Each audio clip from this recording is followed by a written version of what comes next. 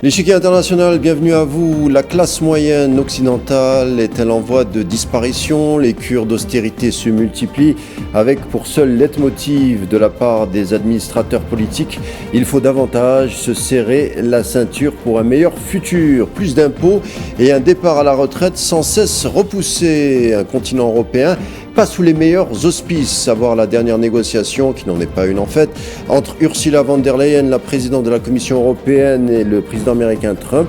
On a d'ailleurs consacré une émission ici même et nous étions arrivés à la conclusion suivante: les élites mondialistes accéléreraient l'agonie de l'Europe et l'objectif est tout bonnement de s'emparer de l'épargne des peuples européens. L'Occident, donc, en profonde crise financière et économique, avec une élite financière sortie pourtant des meilleures universités et qui a joué aux alchimistes en 2008 avec la fameuse crise des subprimes. Et résultat, en chiffres, à ce jour, 1000 banques ont fait faillite, des trilliards de dollars envolés, 12 millions de personnes se retrouvant à la rue, des suicides à l'appel, des villes américaines qui n'ont de ville que le nom. Bref, un Tchernobyl nucléaire en somme. Des banquiers n'ont pas seulement joué aux apprentis sorciers, mais ont joué également avec l'épargne des peuples et ont joué contre les peuples.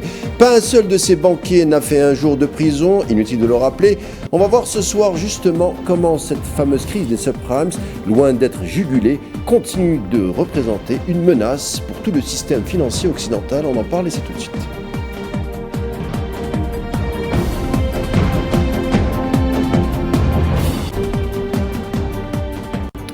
Comprendre le passé pour analyser le présent. L'année de 2008 a été celle de la pire crise économique de tous les temps, dont les effets se font encore ressentir aujourd'hui. Je reçois pour en parler Pierre Jovanovic, auteur de cet excellent ouvrage 2008, l'année où chaque jour les médias et les politiques ont menti aux citoyens pour leur cacher le plus grand hold-up de l'histoire, mené à l'échelle planétaire par des banquiers américains devenus fous. Bienvenue Pierre. Merci à vous, Karim. Merci à vous tous. Très heureux de vous recevoir. On en avait parlé il y a quelques mois de cette fameuse crise des subprimes. Allons davantage en coulisses. Votre livre, donc 2008, est écrit comme un roman policier, mais au-delà de l'aspect des coulisses financières, on va en parler bien entendu, vous auscultez au scalpel les élites financières mondiales, les superfinanciers en somme, et vous le dites sans embâche que ce qu'ils ont commis en 2008 avec la fameuse crise des subprimes, c'est tout bonnement le plus grand hold-up de l'histoire. Expliquez-nous. Eh bien, écoutez, c'est un hold-up dans le sens où ils ont volé la totalité des retraites, des caisses de retraite des pays les plus riches, en particulier européens. L'Allemagne en tête, la France ensuite, et l'Italie et l'Espagne derrière. Il y a eu entre 2008 et aujourd'hui, plus de 1000 banques ont fait faillite. Je ne sais pas si vous vous rendez compte. Et ça leur a coûté 30 trilliards.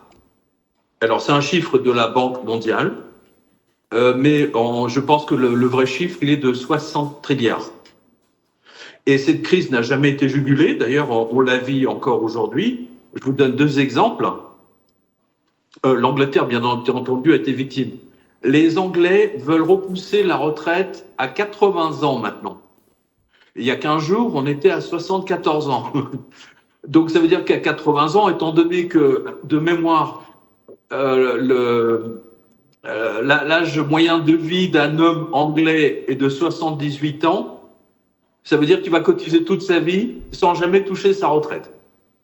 Voilà. Donc en fait, toute sa vie, il a été volé par le gouvernement. Voilà. Et tout ça pour les banques anglaises.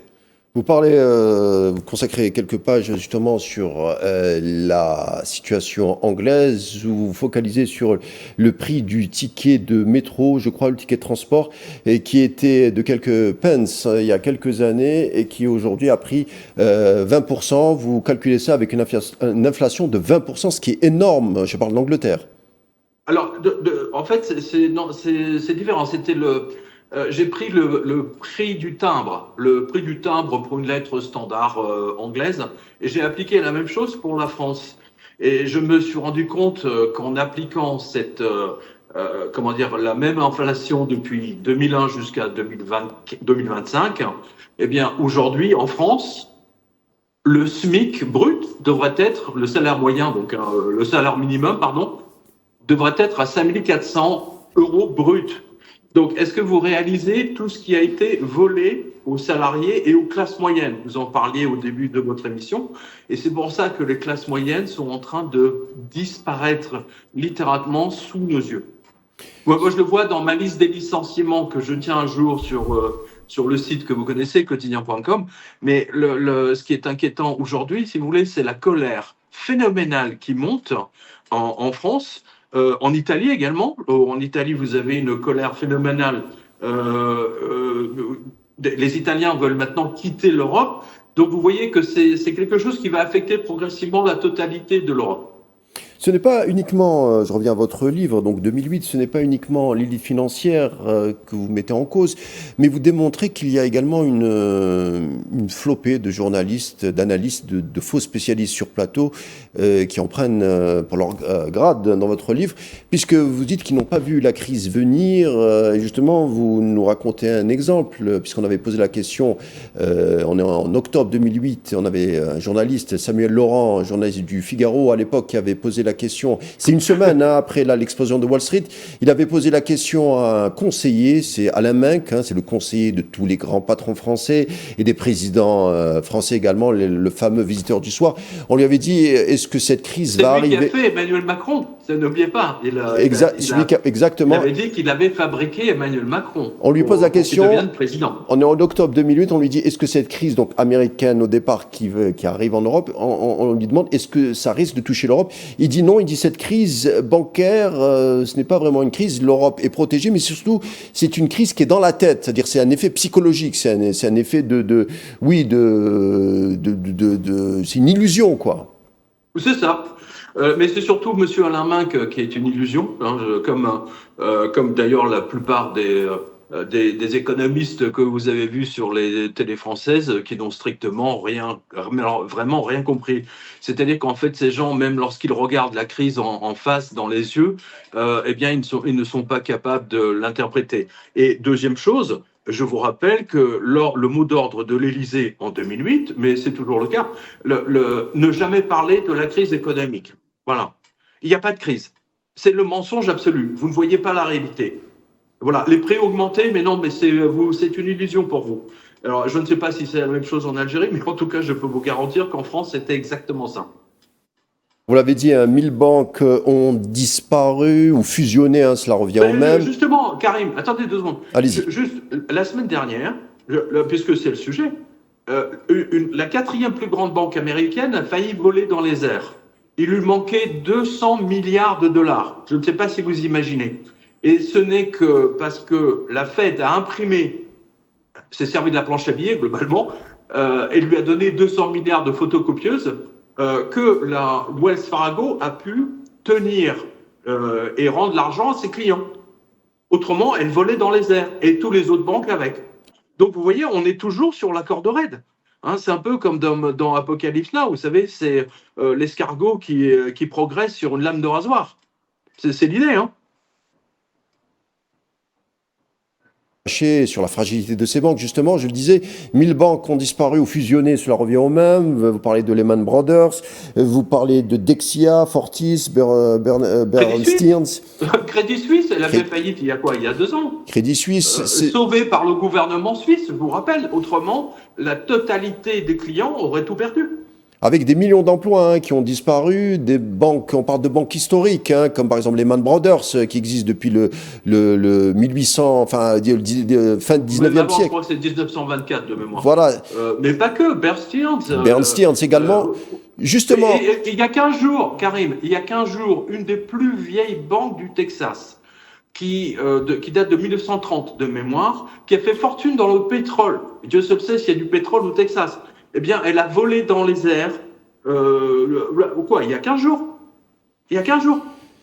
Justement, ces banques européennes qui ont été au cœur de la tempête, vous le montrez également dans votre livre, mais également vous montrez que tout le monde financier a répondu à l'appel de ces subprimes. Ils sont très peu à avoir appelé à la vigilance. Regardez par exemple ce que nous avait dit Jimmy Kaiby après l'explosion de la crise des subprimes, président de la Bear Stearns, qui nous dit « J'ai fréquenté les meilleures écoles, j'ai eu les meilleurs postes ». Comment cela a pu arriver? On a l'impression qu'ils tombent de haut, ils n'ont pas encore analysé la situation. Comment vous l'expliquez? Cette vue d'esprit. D'une part parce qu'ils sont totalement déconnectés de la réalité. Tous ces banquiers américains, mais comme européens maintenant, gagnent grosso modo entre 100 et 300 millions de dollars par an. Par an, je précise. Hein. Donc vous pensez bien que ces gens sont totalement déconnectés de la réalité du client de base, hein, qui a du mal à gagner quelques 2 ou 3 000 dollars par mois. Et ils ont refusé de voir la crise, première chose. Et deuxième chose, comme la Fed dispose de la planche à billets, ils se sont dit, bah, la Fed va nous sauver. Oui, c'est-à-dire en imprimant le quantitative easing, hein, comme on l'appelle en langage technique. Alors, en langage de tricheur, parce que c'est pour que le peuple ne comprenne pas ce qui se passe. Parce que si les citoyens comprenaient qu'il suffit simplement d'utiliser une photocopieuse pour sauver des banques, je pense qu'ils normalement ils devraient être révoltés. Mais bon. Alors les subprimes, grosso modo, on va tenter de l'expliquer simplement, c'est faire en sorte de prêter aux pauvres, hein, des pauvres qui n'ont pas les conditions pour demander un prêt. Alors on demande un prêt pour acheter une maison, on attend 3 à 5 ans pour la rembourser. Et puis dès qu'il y a la moindre défaillance, le moindre dysfonctionnement, les banques reprennent la maison et la remettent en vente tout en empochant. Donc l'impayé avec la hausse de l'immobilier, c'était la poule aux œufs d'or. Et ça a duré pendant des années. Des banques ont investi dans ce véhicule financier et ça a fonctionné pendant des années. Et pourquoi ça s'est effondré tout d'un coup, Pierre Jovanovic? Cela s'est effondré d'un seul coup parce que vous avez ce qu'on appelle les agences de notation. Et vous savez que même l'Algérie est notée par des gens comme Moody's, Standard Poor's et Fitch, par exemple. Eh bien, parce que les agences de notation ont triché. C'est-à-dire qu'en fait, elles ont donné des notes, on va dire 20 sur 20, à un ensemble de prêts qui ont été faits à des pauvres gens, alors qu'elles savaient pertinemment que ces gens ne pourraient jamais rembourser. Lehman Brothers a eu un triple A. Hein. Lehman Brothers a un triple A à une semaine de l'effondrement, on le rappelle. C'est ça, exactement. Donc en fait, si vous voulez, ça a été une captation absolument phénoménale. Mais derrière tout ça, il y a le vol de toutes les caisses de retraite les plus riches d'Europe. Et pas que, même les Américains, les banques américaines ont volé les caisses de retraite des fonctionnaires américains ou du privé. C'est absolument dans le livre, vous avez un exemple où une caisse de retraite a été intégralement ruinée par Goldman Sachs et elle ne pouvait plus payer ses retraités. Alors, et il y en a eu plein en Australie, en Norvège, au Danemark, et ça a continué. Et pas un banquier n'a été mis en prison. C'est ce qu'on disait. Pas un. Alors les subprimes, on continue d'en parler avec justement la banque, vous en avez parlé il y a quelques secondes, qui a joué un jeu trouble durant ces années de subprimes. Alors les subprimes, je continue, hein, parce que c'est un peu compliqué à expliquer. Les subprimes, ce sont des titres. On va dire qu'il y a eu des titres adossés. Voilà, on va dire qu'il y a eu 10 trilliards de prêts immobiliers qui ont été faits à des Américains pauvres. Et ce sont des titres adossés à des montants de dette qu'on a tenté aussi d'envelopper de produits sains. C'est ce qu'a fait par exemple la banque Goldman Sachs, la banque qui a vendu. C'est un peu, Karim, c'est un peu comme si vous mettez une voiture en vente, vous dites, oh bah, elle a à peine un an, elle a 6000 kilomètres. Alors qu'en réalité, elle a déjà 15 ans, elle a 125 000 ou 200 000 kilomètres au compteur.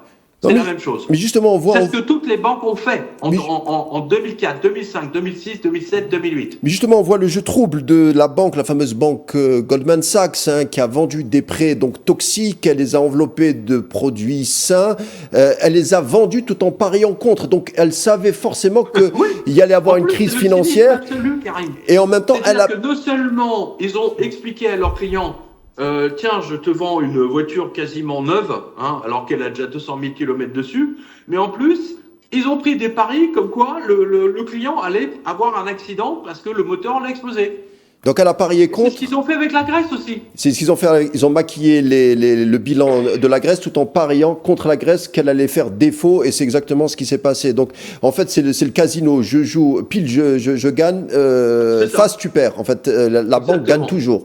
Alors je continue avec l'exemple de Goldman Sachs. Donc ils vend des titres tout en pariant contre, et elle a pris, je parle de la banque qui prend des assurances en cas de défaut de paiement. C'est ce qu'elle a fait chez AIG, qui est le plus grand assureur du monde. AIG lui-même est empêtré dans cette montagne de dettes.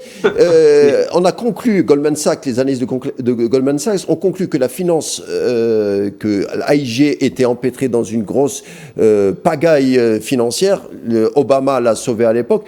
Donc vous nous faites en fait de la sociologie politique. On rentre dans la tête. C'est un sujet politique. On rentre dans la tête de ces élites mondialistes qui sont dotées d'une éthique plus que douteuse. C'est inquiétant pour le futur, Pierre Jovanovic. Écoutez, c'est plus qu'inquiétant. D'ailleurs, regardez la situation dans laquelle se trouve aujourd'hui l'Espagne, l'Italie et surtout la France, ou la Belgique, par exemple.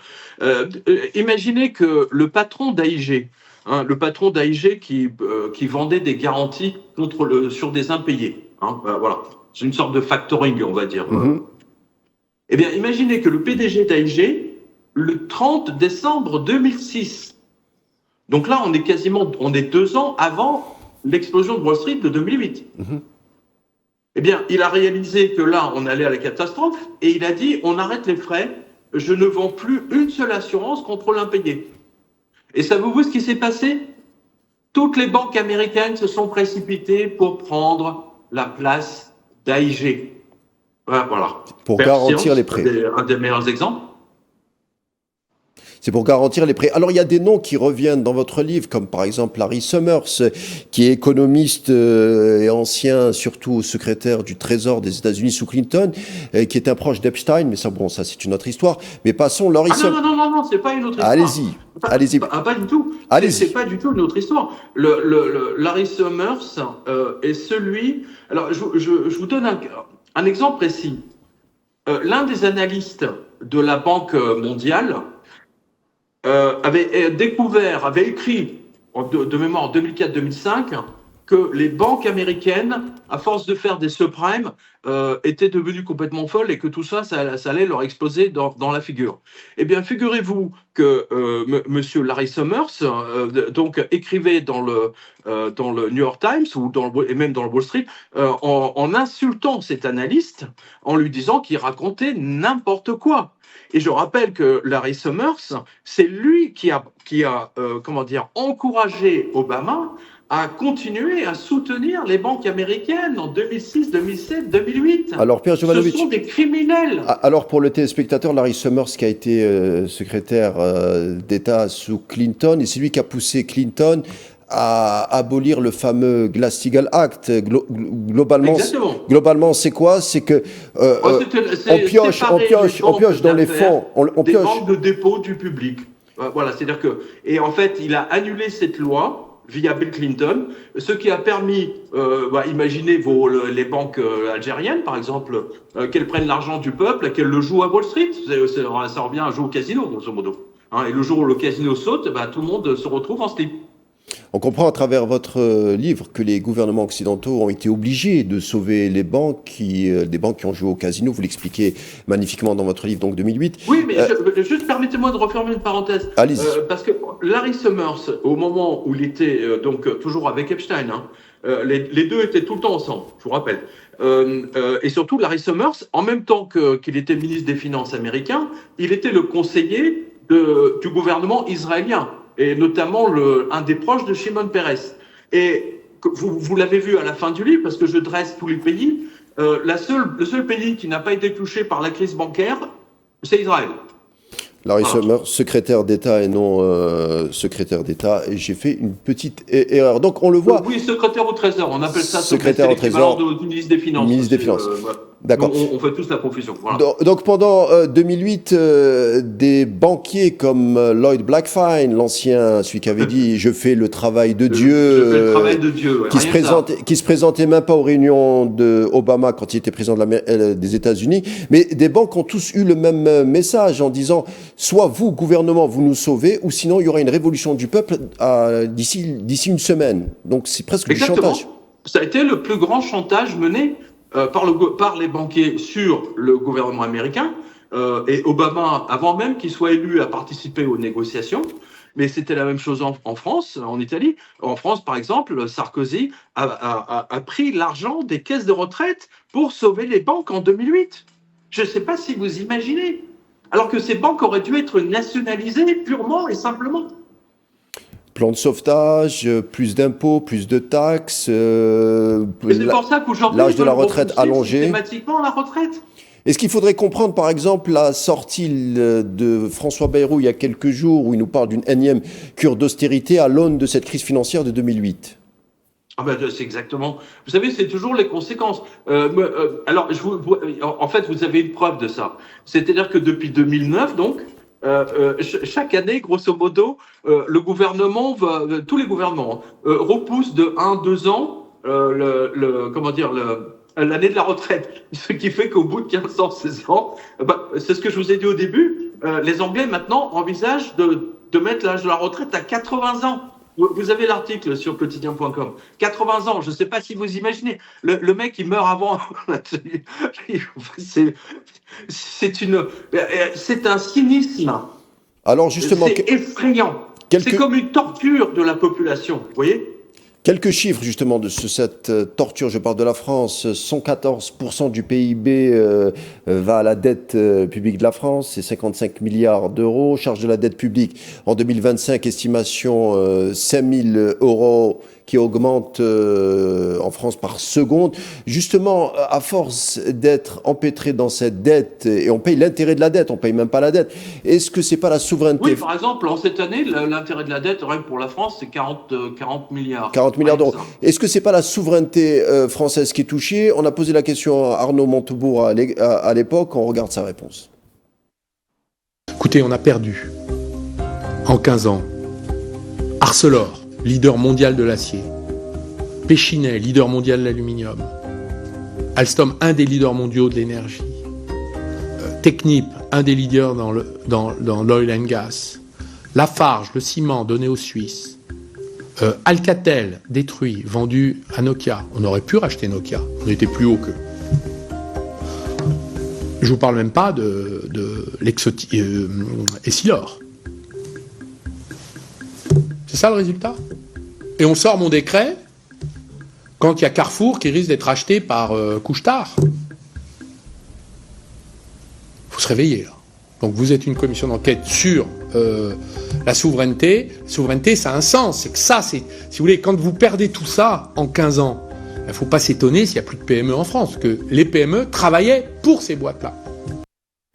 Sauf que l'Europe, Pierre Jovanovic, alloue 10 milliards d'aides aux Ukrainiens. Pourtant, selon le fisc ukrainien, plus de 7000 nouveaux millionnaires ont émergé depuis janvier 2025, soit 60% de plus, grâce notamment aux milliards versés des États-Unis, de l'Europe. Cela nous rappelle un peu le titre du livre de Christopher Lasch, La révolte des élites, c'est-à-dire qu'on ne s'occupe plus du bien commun, mais qu'on donne de l'argent. Ça tombe bien que vous parliez de ça, parce que justement, quelqu'un avait calculé que tout ce que nous avons donné, tous les milliards qui ont été donnés à l'Ukraine par la France, eh bien, ça représentait grosso modo 400 hôpitaux. Or, qu'est-ce qui s'est passé depuis, on va dire depuis 2001-2002 eh bien, avant c'était instantané, vous arriviez aux urgences, vous étiez pris en charge tout de suite. Aujourd'hui, en 2025, en France, c'est 5h20 en moyenne d'attente. Vous avez le temps de mourir. Alors, c'est dit, Pierre Jovanovic, comment vous voyez la future rentrée sociale? Écoutez, la rentrée, l'année dernière, si vous voulez, la rentrée sociale, on va dire, elle a été calmée parce qu'il y a eu les Jeux Olympiques en France et donc il y avait tellement de policiers, de soldats partout que il y avait vraiment, ça, on va dire, ça a calmé le pays et puis ça a permis de distraire le pays. Mais je peux vous garantir que la rentrée sociale, là, déjà ça bouillonne. On voit les prémices d'un nouveau mouvement des Gilets jaunes. Alors je ne sais pas ce que ça va être, les Gilets Nicolas, les Gilets orange, peu importe. Mais en tout cas, c'est très net. Et d'ailleurs, le gouvernement est en train de supprimer des jours de carence, les indemnités chômage, supprimer des médicaments remboursés. Enfin, tout y passe. La France va devenir la Grèce. Vous parliez de souveraineté, on va perdre la souveraineté comme la Grèce a perdu sa souveraineté. Au profit de qui? De l'Allemagne.